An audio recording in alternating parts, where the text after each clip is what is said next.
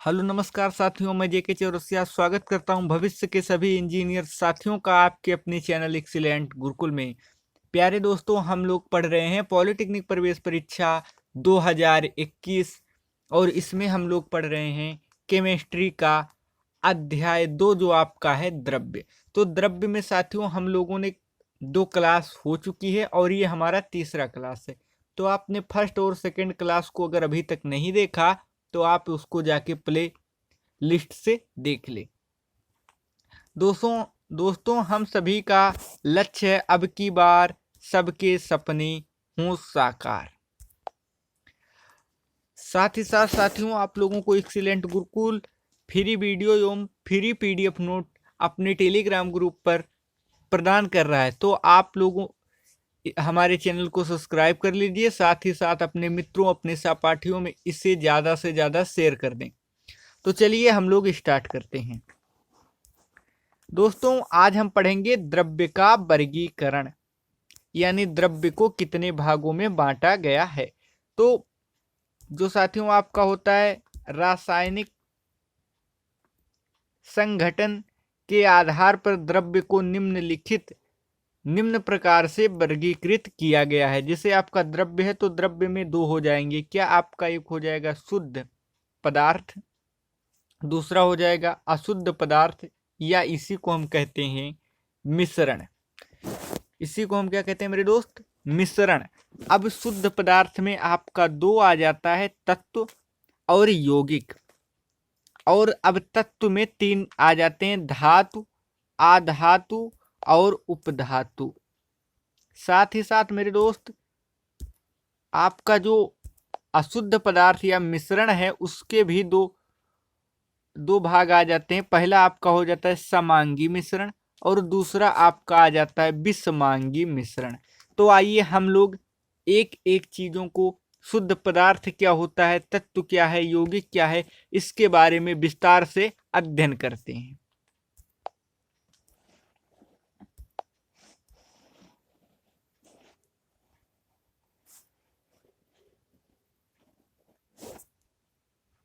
साथियों आपका होता है शुद्ध पदार्थ। तो शुद्ध पदार्थ आपका क्या होता है? वे द्रव्य जिनका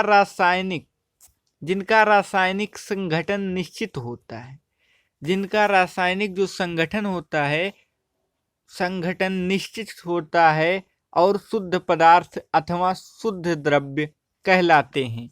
ये मेरे दोस्त 2 प्रकार के होते हैं। एक होता है आपका तत्व।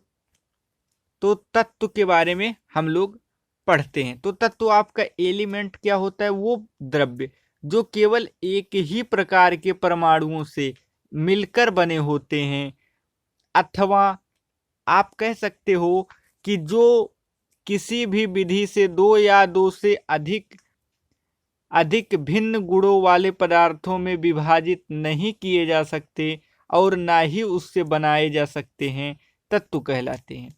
मेरे दोस्त आप सिंपल भाषा में ये कह सकते हैं कि द्रव्य वो जो केवल एक प्रकार के परमाणुओं से मिलकर बने होते हैं।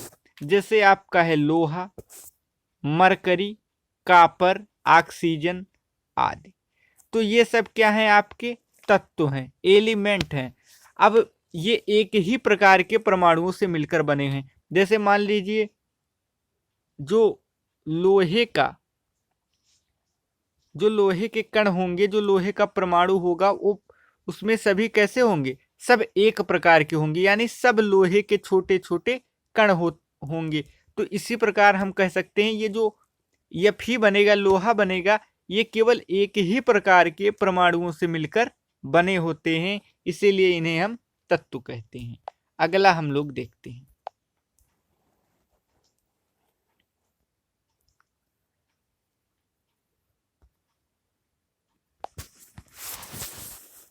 साथियों अब तक लगभग आपका जहां 108 है, यहां आप लिख लीजिए 118। अब तक लगभग 118 तत्वों की खोज जो है वो आपकी हो चुकी है।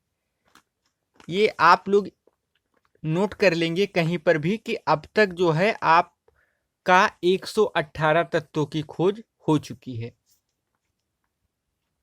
साथ ही साथ दूसरा आप देखेंगे तत्वों का मुख्य स्रोत जो आपका होता है वो सॉरी साथियों, वो भूपर्पटी है।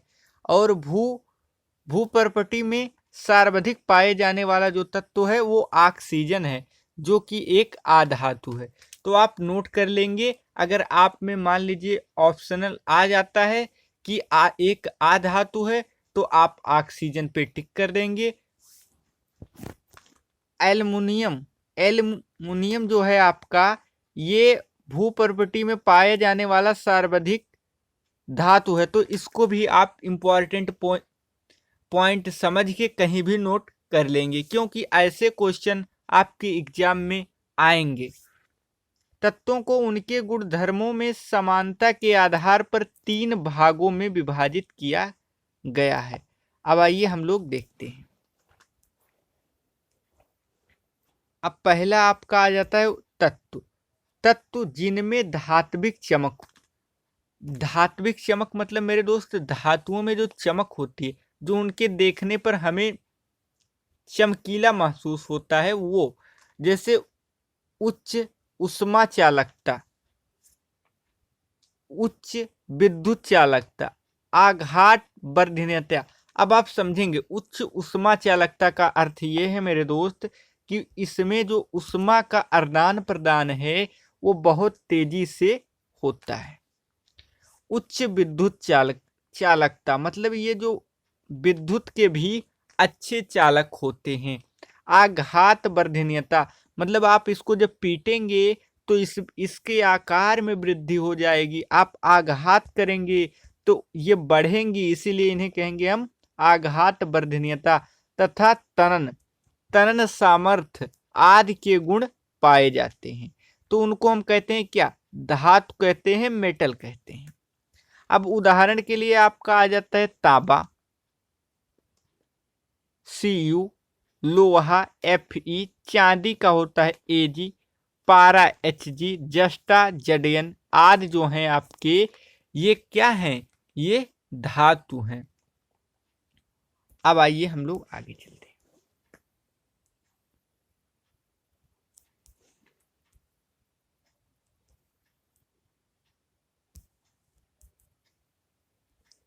अब मेरे दोस्त क्या हो जाता है, तत्व जिनमें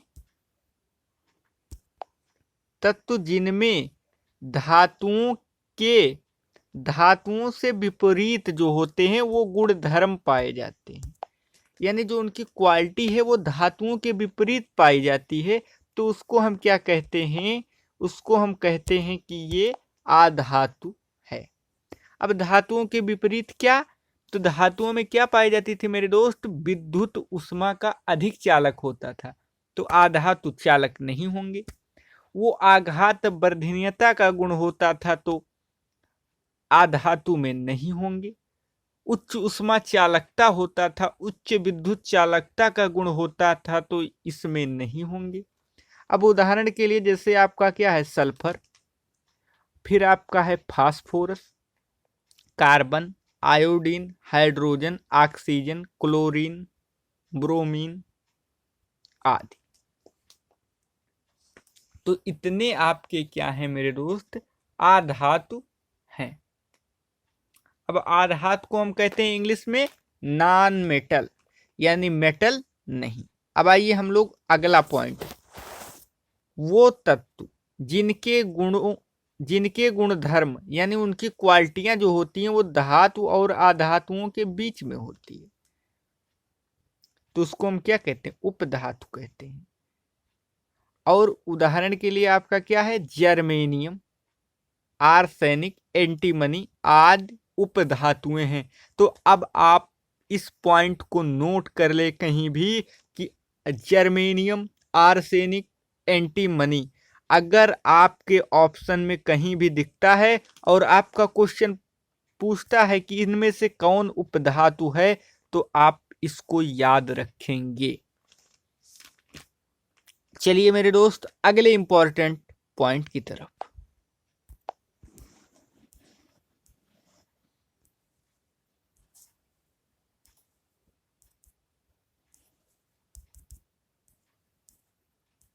अब मेरे दोस्त आपका क्या है कि पृथ्वी पर पाए जाने वाले, इसको भी आप हम लोग पढ़ लेते हैं थोड़ा सा, कि पृथ्वी पर पाए जाने वाले तत्व एवं उनका प्रतिशत।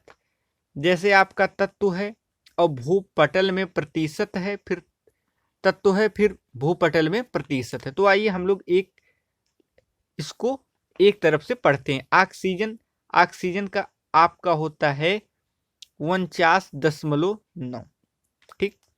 अब एल्यूमिनियम आपका कितना होता है 7.3। फिर आपका कैल्शियम होता है 3.2। फिर आपका पोटेशियम होता है 2.3। फिर आपका सिलिकॉन होता है 26.0। फिर आपका लोहा होता है 4.1। फिर आपका सोडियम होता है 2.3। फिर आपका मैग्नीशियम होता है 2.1। अन्य तत्व जो होते हैं वो 2.8 होते हैं। मेरे दोस्त, अगर आपको कहीं भी नोट बनाने में कहीं भी दिक्कत है या आपके पास बुक नहीं है, तो आप टेलीग्राम पे सर्च करें एक्सीलेंट गुरुकुल और हमारे निशुल्क ग्रुप को ज्वाइन करें। वहां से सारे पीडीएफ बिल्कुल फ्री में प्राप्त करें। साथ ही साथ ये सूचना अपने साथी, सहयोगी, सहपाठियों, जो भी आपके जानने पहचाने वाले लोग हैं उनको जरूर पहुंचाएं, जिससे उनको भी लाभ मिल सके। और दोस्त, मैं आपको जो मेहनत करके पढ़ाता हूँ इसके लिए आप वीडियो को लाइक कर दें, शेयर कर दें, जिससे हमें भी अच्छा लगे और हम आप लोगों के लिए ऐसे ही मेहनत करते रहें। चलिए आगे चलते हैं।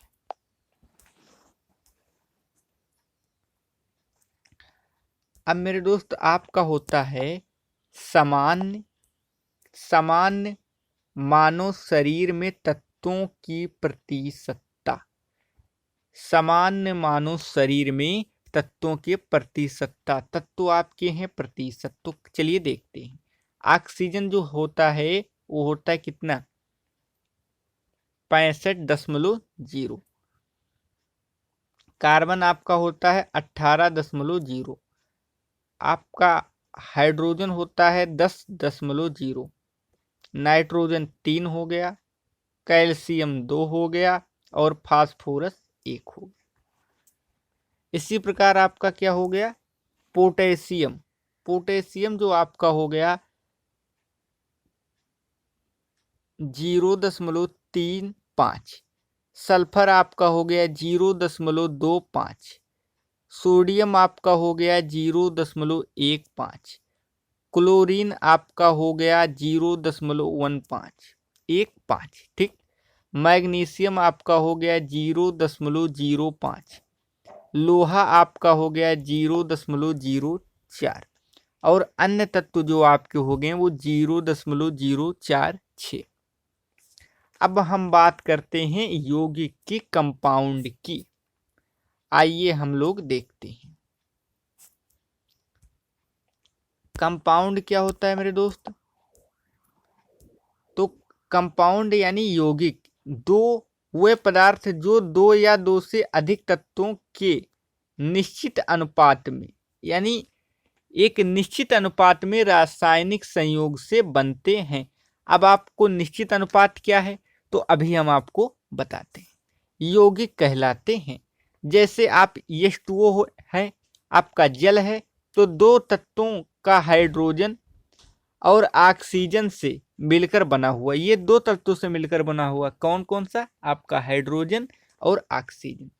नमक आपका है NaCl, ये भी सोडियम और क्लोरीन से मिलकर बना हुआ है।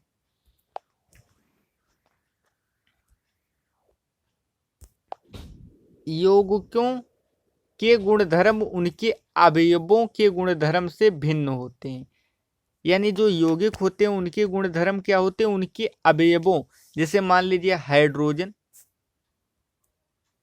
और ऑक्सीजन, ये दोनों चीज मिलके आपका क्या बनता है H2O यानी जल। तो जो हाइड्रोजन के गुणधर्म होंगे और जो ऑक्सीजन के गुणधर्म होंगे, जल के जो गुणधर्म होंगे उनसे भिन्न होंगे, तो ये बताया गया है। और वायु से क्रिया करने के आधार पर यौगिक निम्न प्रकार के हो सकते हैं। कौन कौन से आइए देखते हैं।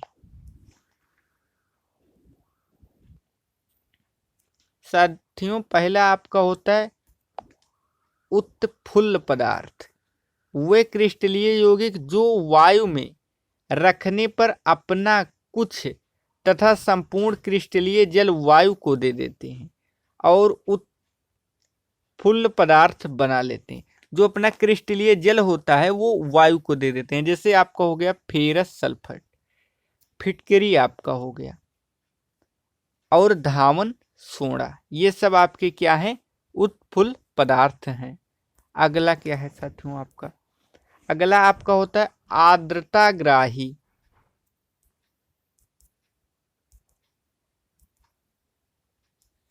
आर्द्रताग्राही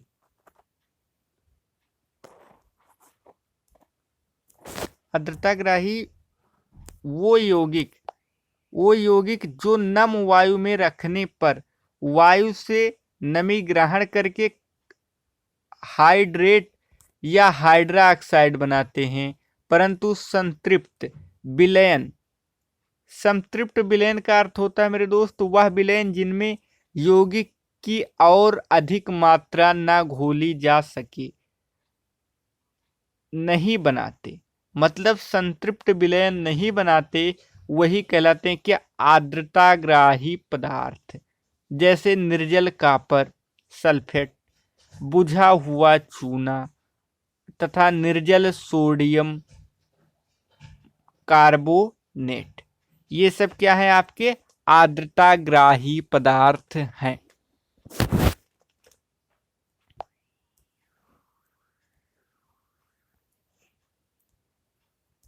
अब अगला आपका आता है क्या, पशुवेद पदार्थ, वे यौगिक जो नम वायु में रखने पर नमी से ग्रहण करके, जो नमी है उससे ग्रहण करके संतृप्त विलयन बना लेते हैं, वो कहलाते हैं क्या, पशुवेद पदार्थ कहलाते हैं, यानी डेलिक्यूसेंट कहलाते हैं। तो ये इसके लिए इसका उदाहरण है आपका सोडियम हाइड्रोक्साइड, पोटेशियम हाइड्रोक्साइड और निर्जल कैल्शियम क्लोराइड, निर्जल फेरिक क्लोराइड, ये सब पदार्थ आपके आ जाते हैं। अब अगर हम बात करें तो आपका आ जाता है कि अशुद्ध पदार्थ एवं मिश्रण। अशुद्ध पदार्थ एवं मिश्रण, आइए हम लोग जल्दी जल्दी इसको देख लेते हैं। अशुद्ध पदार्थ एवं मिश्रण साथियों आज ही इस चैप्टर को पूरी तरह समाप्त करना है। तो अशुद्ध पदार्थ एवं मिश्रण क्या होता है आपका, इम्प्योर जो होते हैं आपके पदार्थ तथा मिश्रण मिक्सचर, तो ये क्या होते हैं, वो द्रव्य जो दो या दो से अधिक द्रव्यों को किसी अनुपात में मिला देने पर बनते हैं। दो या दो से अधिक द्रव्यों को किसी अनुपात में मिला देने पर बनते हैं, वो कहलाते हैं मिश्रण। जैसे नमक और पानी का मिश्रण। ठीक, अब मिश्रण भी आपके कितने प्रकार के होते हैं, दो प्रकार के होते हैं। कौन कौन से, एक आपका होता है समांगी मिश्रण, दूसरा होता है विषमांगी मिश्रण। समांगी मिश्रण यानी जो अंग हूं उस समान हूं, यानी जिस द्रव्य के प्रत्येक भाग का संगठन एक जैसा होता है। मतलब आप देखेंगे तो आपको नहीं लगेगा कि सब सेम नहीं है, तो उन्हें हम क्या कहेंगे, समांगी मिश्रण कहते हैं। जैसे जल तथा चीनी का मिश्रण। दूसरा आपका आ जाता है विषमांगी मिश्रण, यानी हाइड्रोजीनियस मिक्सचर। ये क्या होते हैं, जिस द्रव्य के प्रत्येक भाग का संगठन एक जैसा नहीं होता, उसे हम कहते हैं विषमांगी मिश्रण। जैसे बालू और रेत का मिश्रण। तो इसको हम देख के ही बता देते हैं कि दोनों के जो अंग हैं, दोनों के जो पार्टिकल हैं वो सेम नहीं है, इसलिए इसको हम कहेंगे विषमांगी मिश्रण। अब दोस्तों थोड़ा सा और है, आइए हम लोग इसको खत्म कर देते हैं। अब द्रव्य क्या है आपका, द्रव्यों में होने वाले परिवर्तन। कौन कौन से परिवर्तन होते हैं, दो प्रकार के। कौन, एक आपके हैं भौतिक परिवर्तन। तो भौतिक परिवर्तन वो जिनमें पदार्थों के स्वरूप एवं भौतिक गुणों में अस्थायी परिवर्तन होता है, जबकि उनके भार रासायनिक संगठन जो होते हैं वो अपरिवर्तित रहते हैं और कोई नया पदार्थ नहीं बनता है। वो आपके क्या कहलाते हैं? भौतिक पदार्थ कहलाते हैं। भौतिक पदार्थ के कुछ उदाहरण जो हैं वो निम्नलिखित हैं। कौन कौन से हैं आइए देखते हैं। जैसे आपका है बल्ब का जलना, विद्युत बल्ब का जलना, नमक या चीनी का पानी में घुलना। दूसरा आपका आ जाता है रासायनिक, और आपका है इसमें बर्फ का पिघलना, बादलों का बनना, जल का आसवन, आयोडीन का ऊर्ध्वपातन। अब भौतिक परिवर्तन जो हैं ये उत्क्रमणीय होते हैं। उदाहरण के लिए जैसे बर्फ पिघलने पर जल बनता है और फिर उस जो जल है उसको पुनः 0 डिग्री तापमान पर ठंडा करने पर बर्फ बन जाता है। अतः जो भौतिक परिवर्तन में परिवर्तन के पश्चात बने पदार्थ से प्रारंभिक पदार्थों को पुनः प्राप्त किया जा सकता है। और जो आपके दूसरे आ जाते हैं केमिकल चेंजेस, रासायनिक परिवर्तन। तो रासायनिक परिवर्तन होते हैं, क्या होते हैं? वो परिवर्तन जिनमें पदार्थ का रासायनिक संगठन तथा गुणधर्म अस्थायी रूप से परिवर्तित हो जाता है, नए पदार्थ बन जाते हैं, उसी को हम कहते हैं रासायनिक परिवर्तन। जैसे मोमबत्ती का जलना। दूसरा आपका है मैग्नीशियम के तार का जलना, जंग का लगना, दूध से दही का बनना और सिरके का बनना। ये सब आपके रासायनिक परिवर्तन के उदाहरण हैं। ये क्या होते हैं? ये अनुत्क्रमणीय होते हैं। ये रासायनिक परिवर्तन जो होते हैं मेरे दोस्त आपके उत्क्रमणीय होते हैं, अर्थात अभिक्रिया या परिवर्तन के पश्चात बने प्रारंभिक पदार्थ को पुनः प्राप्त नहीं किया जा सकता है। उदाहरण जैसे आपका है दूध से अगर एक बार दही बनने के पश्चात हम पुनः दही से दूध नहीं बना सकते हैं। दोस्तों मैं उम्मीद करता हूँ ये सेशन आप लोगों को बहुत अच्छे से समझ में आ गया होगा। तो आप लोग इस वीडियो को ज़्यादा से ज़्यादा लाइक करें, शेयर करें और चैनल को अगर अभी तक सब्सक्राइब नहीं किया तो सब्सक्राइब करें। तो इसी के साथ साथियों हम आपसे विदा लेते हैं। मिलेंगे आप सभी लोगों को एक नई जानकारी के साथ। तब तक के लिए नमस्कार। जय हिंद, जय भारत।